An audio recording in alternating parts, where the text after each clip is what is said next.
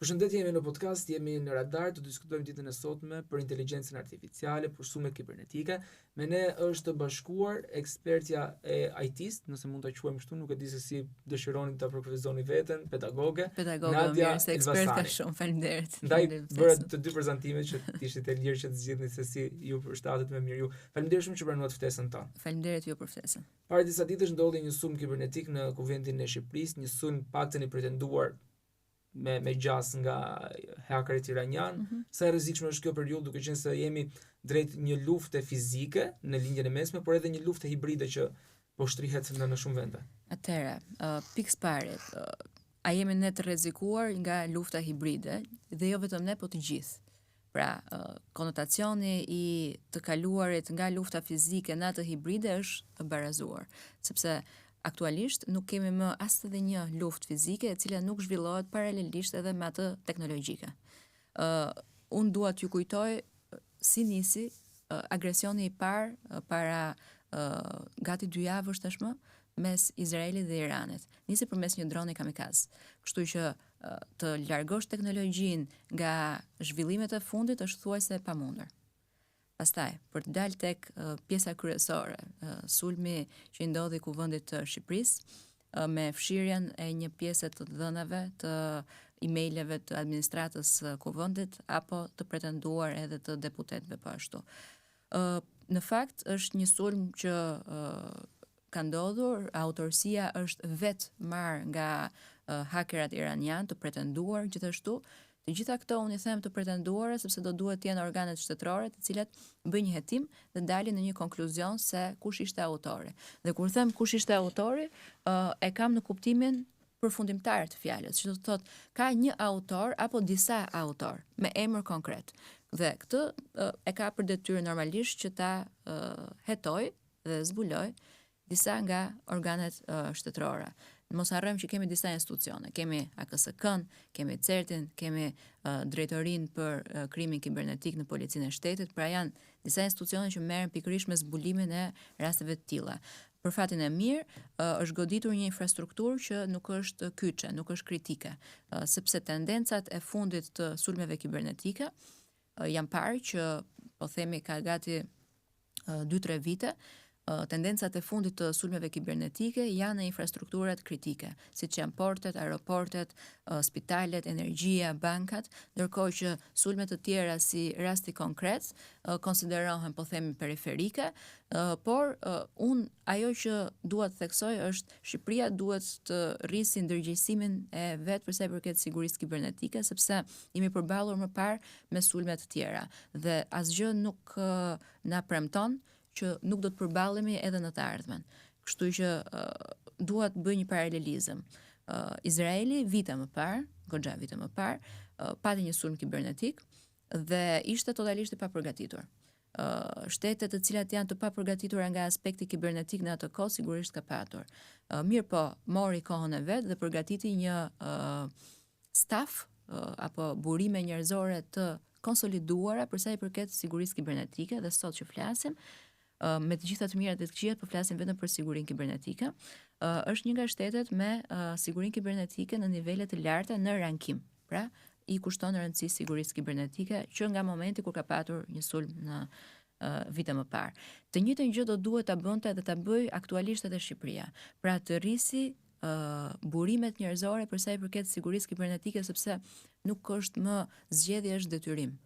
Ne e kemi për detyrë që të sigurojmë hapësirën tonë kibernetike, sikurse na sigurohet hapësira fizike, hapësira detare, hapësira ajrore, duhet padyshim edhe hapësira kibernetike dhe unë mendoj, duke patur zhvillimet e fundit, që hapësira kibernetike duhet jetë e para që sigurohet sepse është e para që sulmohet. Pra është shumë herë më e thjeshtë që të sulmosh në aspektin kibernetik sesa të sulmosh me trupa fizike. Unë ju përmenda rastin pak më parë dhe në këtë konotacion duhet të vazhdoj e gjithë arsyetimi, që do të thotë është shumë herë më e thjeshtë të sulmosh nga aspekti kibernetik. E duke qenë më e thjeshtë, duhet që burimet njerëzore, stafi të ngrihet në nivelin e duhur për të garantuar sigurinë e hapësirës tonë digjitale. Qartë, nëse mund të bëjmë një CV ose një hintetitik të hakrave iranian, janë shumë të rrezikshëm? Tani, ne gjithmonë flasim me supozime. Këtë duhet ta theksoj, sepse marrja përsipër e autorësisë ishte një akt që u vetmor.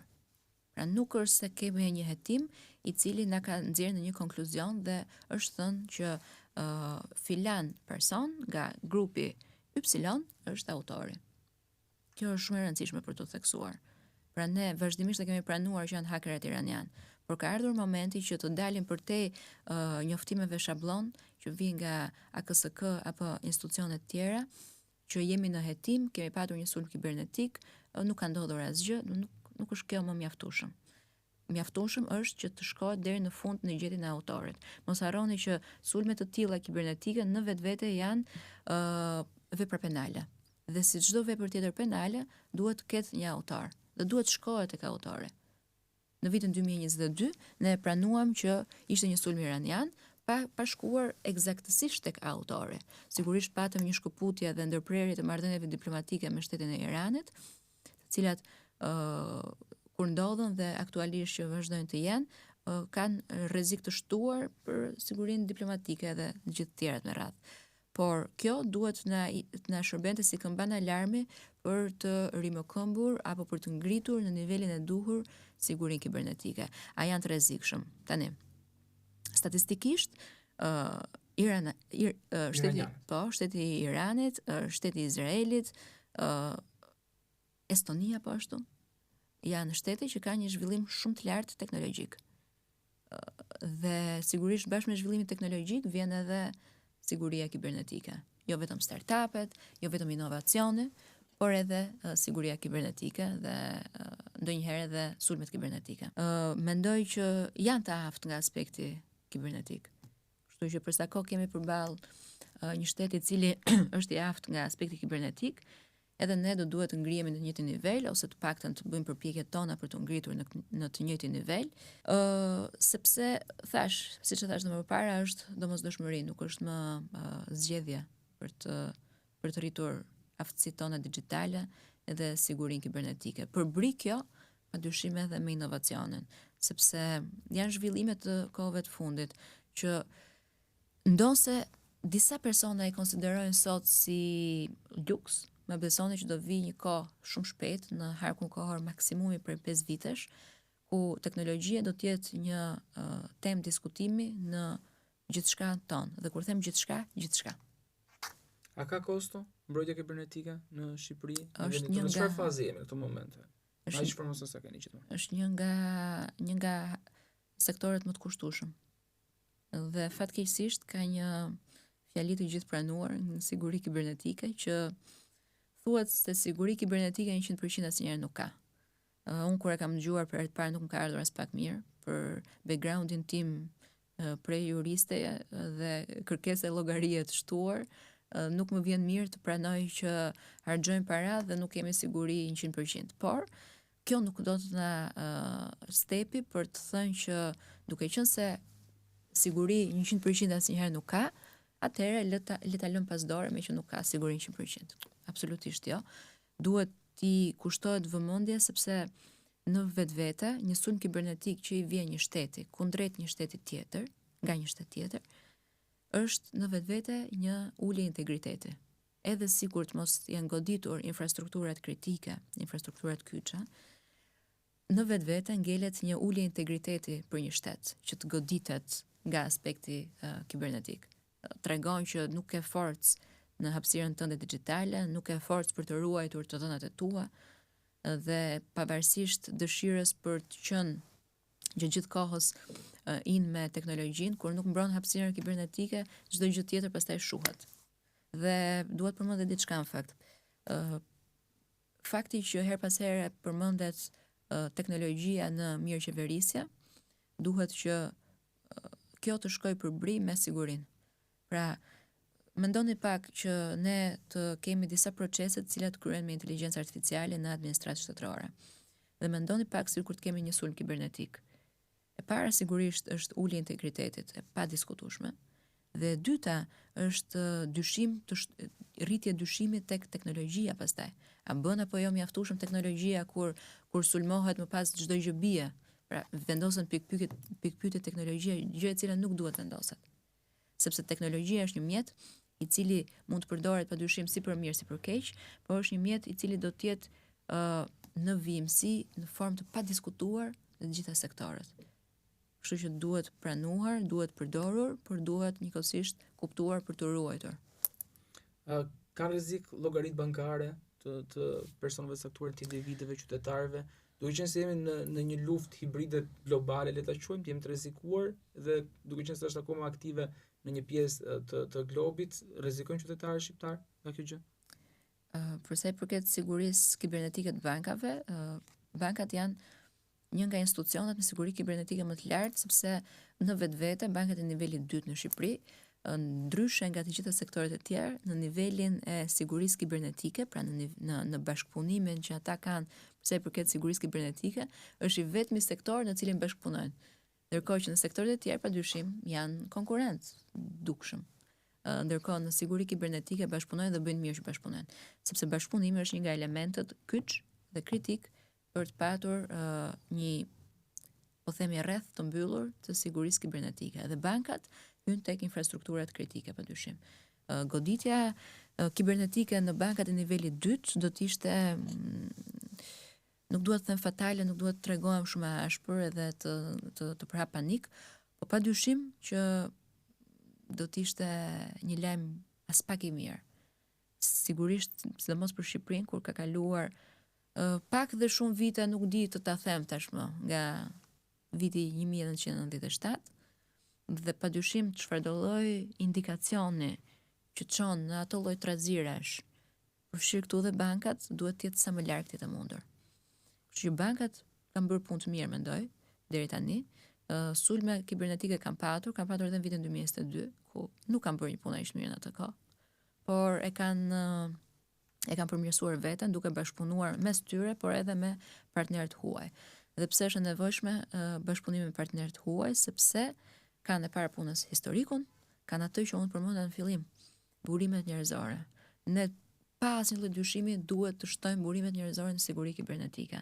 Unë e kuptoj që është e vështirë të merresh me sigurinë kibernetike, e kuptoj që nuk është shumë atraktive, sepse shumica merr me programim dhe me inovacion, startup e tjerë me radh, por nuk mund të lihet absolutisht pas dore siguria kibernetike, sepse do të kemi gjithmonë outsource pastaj për sa i përket sigurisë kibernetike.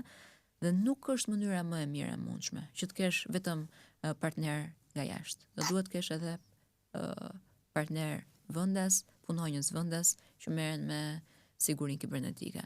Bankat padyshim duhet vazhdojnë të rrisin nivelin e sigurisë kibernetike, dhe pse thash, janë deri tani në rregull me plotësimin e standardeve europiane për sa i përket sigurisë kibernetike, deri tani nuk ka patur një sulm të rëndësishëm në këto banka, mund të ketë patur padyshim sulme të cilat mund të kenë qenë jo të suksesshme, por rritja e burimeve njerëzore, formimi i studentëve të rinj për siguri kibernetike është faza e parë që duhet bërë menjëherë. Qartë, inteligjenca artificiale ka ndryshuar shumë dhe formën e të bërit propagandë, jo vetëm mediat, por edhe rrjetet sociale. Inteligjenca artificiale ka ndryshuar çdo gjë rreth parë. Video të shumta që qarkullojnë sa i takon luftës, po flas gjithmonë, që duket se tregojnë një realitet të shtrembëruar nga ajo se çfarë ndodh atje. Si mund t'i shmangim, si mund të kuptojmë realisht çfarë po ndodh, apo është e vështirë? Atëherë, deepfake mbetet dhe konsiderohet sfida e shekullit. Kështu që për sa kohë kemi pranuar, të gjitha sfidat që vijnë si pasojë e saj, do duhet pranohen po ashtu. Edhe është një diskutim fakt që bëhet edhe në Bashkimin Evropian sot mbi mashtrimet që ndodhen online me video, foto, materiale të ndryshme që janë të gjeneruar me inteligjencë artificiale. Ju përmendët rastin e luftës me shumë drejt, sepse po ndodh aktualisht. Ka patur edhe raste të tjera, kazuse që kanë ndodhur, të cilat janë abuzuar me gjenerime videosh dhe fotosh me inteligjencë artificiale. Ajo çfarë diskutohet aktualisht në Bashkimin Evropian, edhe pse nuk ka ende një vendim definitiv, është që të gjitha videot, fotot, të cilat gjenerohen me inteligjencë artificiale, pra me ndonjë aplikacion të inteligjencë artificiale, domosdoshmërisht, pra në formë të detyruar, duhet që të vendosemi një watermark, që është një shenjë dalluese, që është një video i gjeneruar me inteligjencë artificiale apo foto i gjeneruar me inteligjencë artificiale. Unë mendoj që është e vetmja mënyrë se si mundet që të ulet niveli i dezinformimit, niveli i abuzimit, që po bëhet me video dhe fotot, jo vetëm në rastin e luftës, po e kaloj pak në nivel më makro, kudo, me foto dhe video të inteligjencë artificiale. Edhe kjo në vetvete duhet të ndodhi, sepse krijon dezinformim, krijon panik në publik, mund të ketë shkelje të dhënave personale, mund të ketë dëmtime në kuptimin psikologjik dhe social, kur shihen video dhe foto të cilat nuk janë reale. Të gjitha këto do duhet të rregullohen, të kornizohen, po e them kështu, në aspektin ligjor, duke bërë detyruese të gjitha aplikacionet të inteligjencë artificiale, modelet, po e them, po gjithë përfshihem këtu, të kenë detyruese një watermark që është diçka e gjeneruar me AI. E fundit që duhet shtoj, kemi këtu raste mashtrimi të pafundme, të cilat krijon një identikit, një person në dukje real, po në vetvete krijohet profili i tij plot. Mendoni të gjithë që në fakt është një person real. Do ju kisha treguar një foto, po për vetë llojin e formatit nuk ka mundësi, e cila duket reale, ma besoni, në nivelet larta. Pra dallon deri në poret e lëkurës. Dhe me këtë lloj profili mund të krijosh profile në rrjetet sociale. Dhe çfarë ndodh? Pasi krijon këto profile, mundet që të bisedosh me individ të caktuar, mundet të mashtrosh ato dhe në fund të përfitosh prej tyre nga aspekti financiar. Pasi kur dy persona duket sikur komunikojnë, fillon dhe krijon një farë besimi. Përfshihen dhe pasi ndodh kjo përfshirje mund të kemi abuzime nga aspekti financiar. Sepse mendon që je duke folur me një person. Në vetvete mund të mbetet një person që komunikon, por jo ai që shfaqet. Ai që shfaqet është një inteligjencë, një model i krijuar nga inteligjenca artificiale. Dhe prandaj mbetet sfidë. Dhe përfshirja e inteligjencës artificiale në mashtrime do vi dhe do rritet. Këtë ta keni të sigurt, sepse është një mjet që sigurisht përdoret për mirë, na ka lehtësuar punë, është rritur eficienca jonë padyshim. Por përmendje të caktuara mund të përdoret edhe negativisht. Qartë, ju thatë që do jetë një sfidë në harkun kohor të 5 viteve, do shikohet se sa evidente do të jetë prezenca e teknologjisë. Çfarë parashikon ndodhi në 5 vite? Për të bërë më drejt për drejt pyetje. Atëherë, unë në fund të vitit të 2025 po bëja një rezume çfarë kishte ndodhur dhe çfarë prisja unë të ndodhte në 2026. Jemi akoma herët në 2026, por dy pika të cilat pretendoja që do të ndodhen. E para afroni vazhdon mbetet në inteligjencë artificiale. Dhe po të flisnim para 5 vitesh, kur unë t'ju thoja këtë, ju do të mendoni disa video që dukshëm ishin video të gjeneruara në formë shumë bazike dhe as pak të besueshme. Në harkun kohor për 5 viteve që do të vinë, do të kemi një perfekcion edhe më të shtuar akoma. Do të kemi ndihmë nga inteligjenca artificiale, pra do të jetë asistenti jonë në jetën e përditshme. Do të kemi një kooperim të detyruar me inteligjencën artificiale. Këto do të ndodhin për sa i përket zhvillimit. Për të dalë tek pyetja që ndodh kudo, a do të na zëvendësojë? Unë po e them dhe do e theksoj vazhdimisht. Zëvendësim 100% nuk do të ketë, sepse krijon destabilitet social. Dhe nuk jemi më aq të paformuar sa të vetë krijojmë një destabilitet social.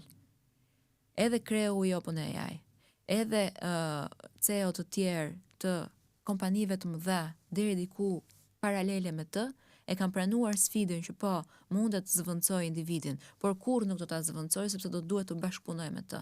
E para do duhet bashkëpunojë që të vetë përmirësohet në mënyrë të vazhdueshme, dhe e dyta është aty për të ndihmuar individët. A do të kemi një destabilitet për sa i përket tregut punës, kjo po. Por që do të kemi zëvendësim total të individëve me inteligjencë artificiale, këtë harrojeni. Kjo nuk ka për të ndodhur sepse nuk mund të krijohet destabiliteti social dhe të lësh të gjithë individët të jo të papunë në kuptimin e punës, por realisht të panevojshëm. Kështu që nuk mund të ketë zëvendësim total. Individi është në këtë botë për të vazhduar për të qenë. Pastaj të gjitha mjetet që i vinë do të jenë në përdorimin e tij për të vetë përmirësuar. Sigurisht është për profesione të caktuara do të jetë sfidë, për profesione të caktuara mund të zëvendësohen. Ka profesione të cilat janë të rrezikuara statistikisht, është pranuar nga të gjitha kompanitë e inteligjencës artificiale. Janë profesione që po, në harë kohor për 5 viteve, mundet padyshim që të eliminohen totalisht. Por në këtë harë kohor, ne kemi mundësinë që ta përdorim teknologjinë për të rritur aftësitë tona, për të dalë një treg tjetër pune. Jo në kuptimin për të ndryshuar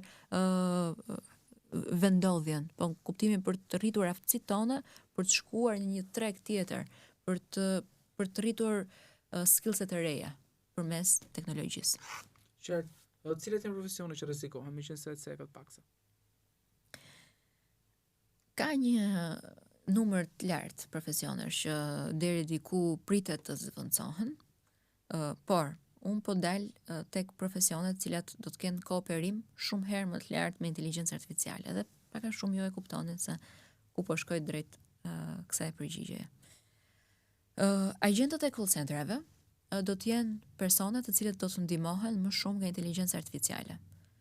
Kemi aktualisht që flasim një tool të inteligjencës artificiale me anë të cilës një agent call centeri kur gjendet përballë klientit, sigurisht në telefon, dhe nuk ka përgjigje për pyetjen, direkt atij do të shfaqet në ekranin e vet përgjigjja saktë. Dhe kjo e gjeneruar nga inteligjenca artificiale e bazuar në trajnimet që janë bërë më parë. Pra, kemi një model inteligjencë artificiale e cila është trajnuar në bazë të kompanisë suaj. Kur agenti përballet me një pyetje në të cilën nuk e di, që klienti të mos mbetet në pritje apo të mos e kuptojë që ka bërë një pyetje për të cilën agenti nuk e di dhe pastaj mos harroni që krijon një pasiguri te klienti, kemi një feedback negativ. Gjitha këto janë ulje e vlerësimit që klienti jep. Kështu që shfaqja menjëherë e përgjigjeve të sakta në ekranin e një agenti call centeri e ndihmon automatikisht këtë të fundit dhe ja lehtëson punën menjëherë. A mund të kemi zëvendësim të këtij agenti total? Në harkun kohor prej, po themi, pak më shumë vitesh, mbase, por mos harroni që njerëzit duan që të komunikojnë me një individ dhe të ndjejnë që janë duke i kuptuar. Ndërkohë, e vetmi element, dhe jo vetëm në fakt, por gjithsesi elementi kryesor që diferencon njeriu nga teknologjia është pikërisht ndjesia. Dhe sigurisht të gjithë ne e kuptojmë kur kemi të bëjmë me një agent real dhe një model të inteligjencës artificiale. Dhe a do pranohet nga të gjithë individët? Mbase jo. Për shembull, një profesion tjetër që është testuar nëse mund të zëvendësohet apo jo nga inteligjenca artificiale, po a them juve në tavolinë, është një gazetar, pra një moderator. Është parë që nuk ka qenë i suksesshëm në vendet e Bashkimit Evropian, po flas gjithnjë, sepse nuk ka krijuar atë afërsinë që krijon një moderator dhe nuk ka ndërprer apo nuk ka krijuar ato ulje ngritjet e zërit, ndërhyrjet në mes të fjalisë, pyetjet e menjëhershme të rastësishme në bazë të asaj që i ftuari po flet. Të gjitha këto janë anë negative që ngelen akoma inteligjencë artificiale në ca profesione. Pastaj, profesione si data entry, padyshim që janë të rrezikuarit e parë. Qartë.